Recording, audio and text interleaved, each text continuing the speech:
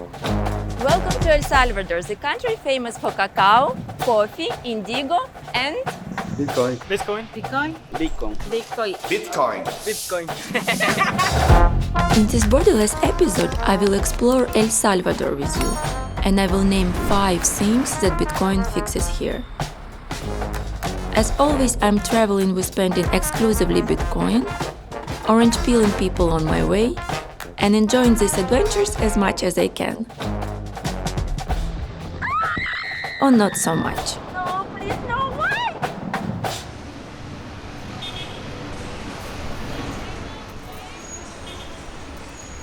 The capital city of El Salvador is San Salvador. It is the oldest and most long-standing capital in Central America. By an interesting coincidence, it is translated from Spanish as the saver, almost like there is a hint somewhere that it is going to be the first to save the whole world from economically and socially destructive fiat money regime.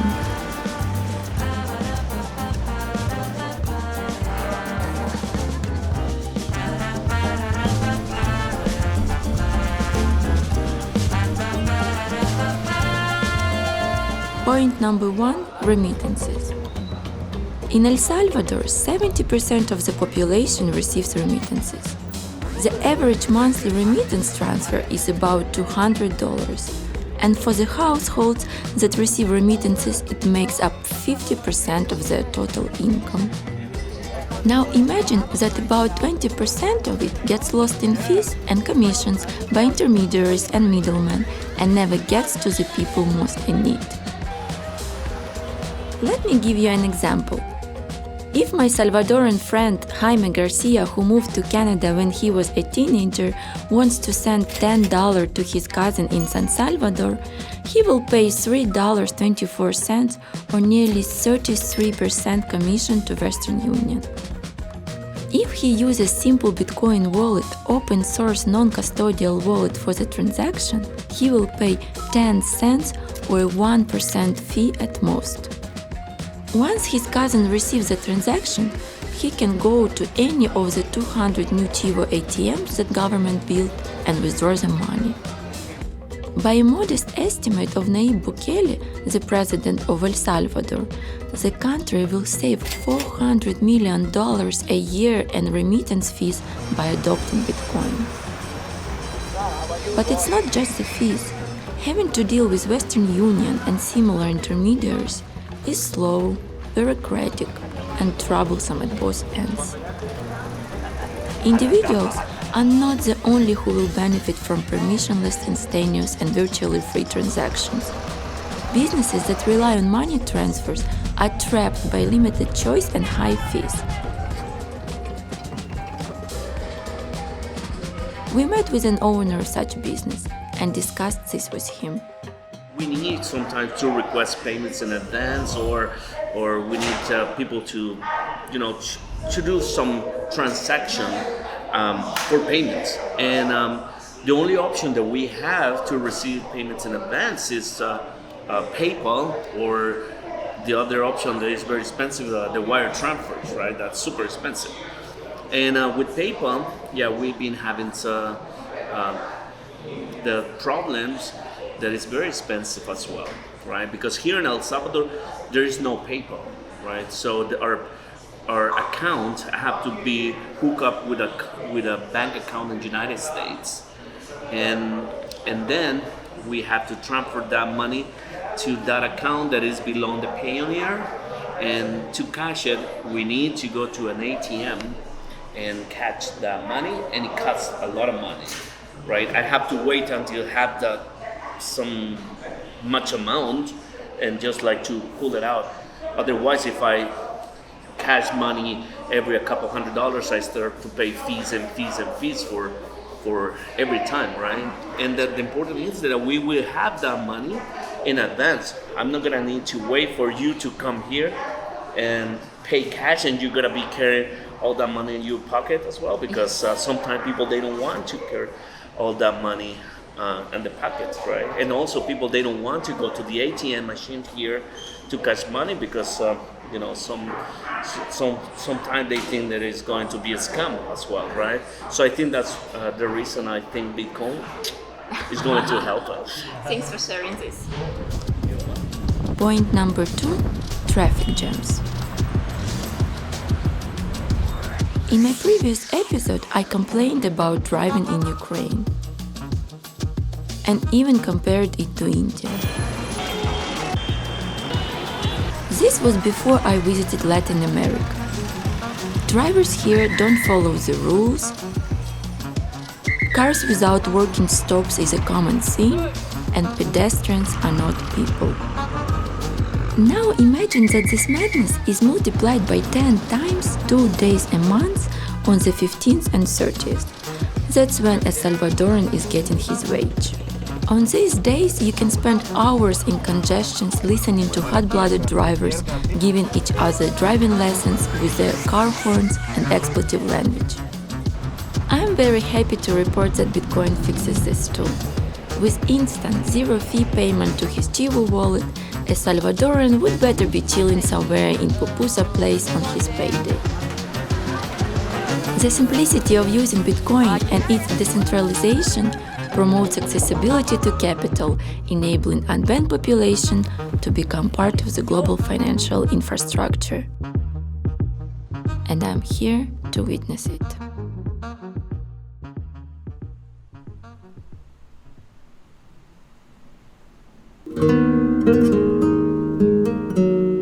Point number 3, wars. This is a commemoration wall in honor to the people who were killed in 1970-1992. Those are the people who were innocent. They were in the wrong place, in the wrong time.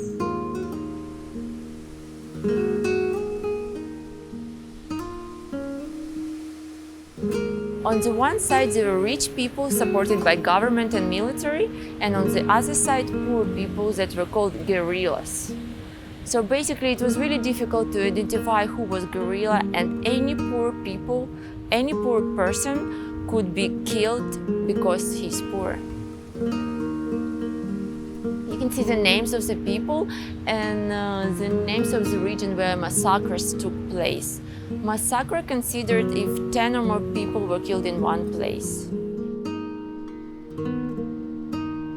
Central America is a boiling pot where the flames of revolutions and armed conflicts never subside. In 1969, there was even a conflict on football ground. The football war, also known as 100-hour war, was a brief war fought between El Salvador and Honduras. When visiting El Salvador, it is impossible not to see the consequences of the civil war that ended only 20 years ago. By the end of the Civil War, that had lasted 22 years, Americans spent more than $4 billion funding the conflict that left 75,000 Salvadorans dead. She lost brothers, she lost her husband, she was promised many things and she got nothing back. So it was very rough. And Yo anduve con el alto mando y no me tomaron en cuenta. Usted estuvo en la guerrilla. Sí, She was part of the guerrillas. y era radista y combatiente, sí. Y de los jefes, pues, que me dieron la espalda. No. Pero aquí estoy en este espacio. Y aquí estamos. I don't want to say that Bitcoin prevents wars. It does not. But what Bitcoin does fix is wastefulness by making war unaffordable. An honest currency demands that when a country goes to war, it has skin in the game. When people see the budget dramatically shrink in real time, they will oppose it. Obviously, this doesn't happen when money is printed on a whim out of thin air.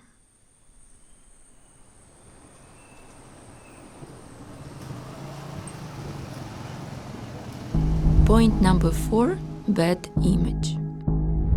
Many people ask me if I felt safe in El Salvador. And this is a valid question to ask. Before Bitcoin adoption, El Salvador was infamously known for gang violence. The Mara Salvatrucha, or MS-13, is perhaps the most notorious street gang in the world. It was organized by immigrants from El Salvador and gained a reputation for extreme violence.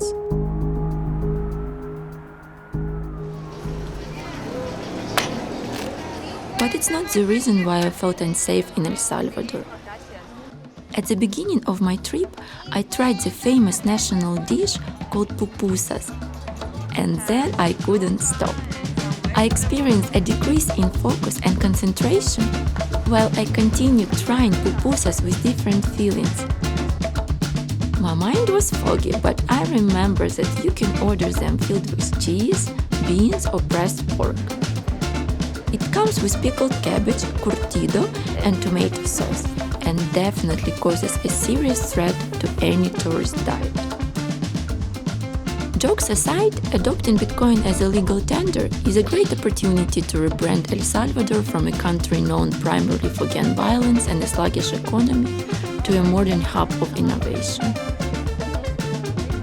And Bukele is on top of it. Making Bitcoin as a legal tender was just the beginning.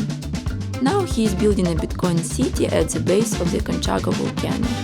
The city will have the shape of a large coin and will use the volcano's geothermal energy to power Bitcoin mining. With Bitcoin City, El Salvador will lead a new era of sustainable energy reserves and green mining.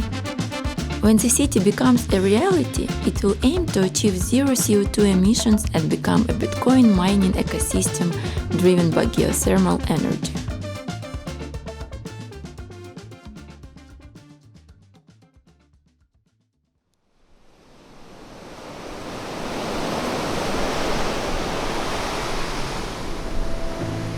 Point number 5, Bitcoin is hope. In Sonte we do every Saturday. Yeah. Same in El Palmar. But in this community we're working on Wednesday. Now because the beach is not possible to surf, Okay. we do activities. Here we came every Wednesday and we spend time with the kids. You know, the idea, we call it like surf for everyone, but in the reality is to spend like a quality time with the kids. Oh wow! Where they can come here and they can play and they can forget it, they can get each other together and have fun. This is what we do here. Aside donations and social projects, adopting Bitcoin is creating more employment and will lead to greater economic growth, which in turn will slow down the pace of immigration. Having sound money as a currency in the long run means more efficient economy, higher savings rates, and greater purchasing power. It is a huge opportunity for Salvadorans to increase their living standards, and I really hope they're gonna make it.